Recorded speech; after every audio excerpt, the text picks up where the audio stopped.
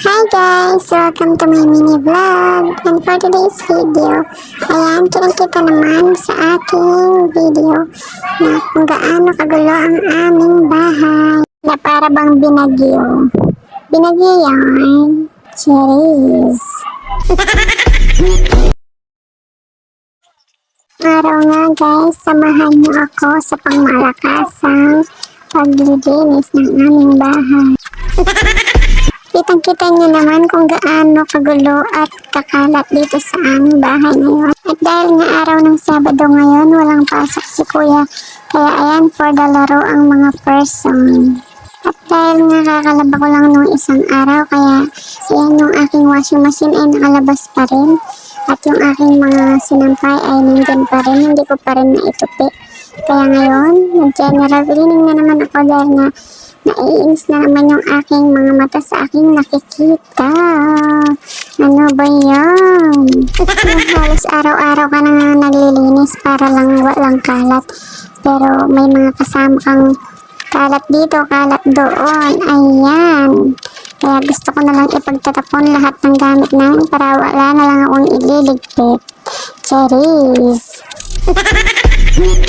Kaway-kaway sa mga nanay na tulad ko na laging naglilinis. Linis dito, linis doon. Wala nang ginawa kundi maglinis. Linis kayo dyan. Ba't yan naman? Siyempre bilang nanay, hindi naman natin matitiis nang tumira tayo sa marumi at makalat na bahay. Kaya ayan, for the linis tayo palagi. Pero pag talagang meron tayong mga chikiting, hindi natin may iwasang magkalat ang ating mga chikiting. Pero aminin man natin o hindi, minsan nakakalibang din talaga yung paglilinis ng bahay. At lalo na pag napapaganda natin at nakikita natin malinis ang ating bahay, sobrang sarap sa mata. Pero sa akin naman kahit makalat yung aking mga anak, marunong naman silang magligpit ng kanilang mga pinagkalatan. Kaya minsan hinahayaan ko lang talaga sila maglaro. Kasi pagkatapos naman nila maglaro, inililigpit naman nila yung mga laruan nila.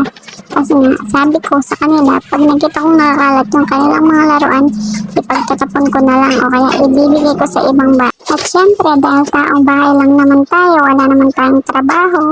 Kaya, trabahong bahay lang yung ating gagawin. Wala naman tayong ibang gagawin, kundi maglinis, maglaba, magluto, mag-asikaso ng ating mga anak. Yan, mabalik nga tayo dito sa aking ginagawa. Di ko na malayan, kakadaldal ko, tapos na pala ang aking paglilinis. Maraming salamat sa panonood.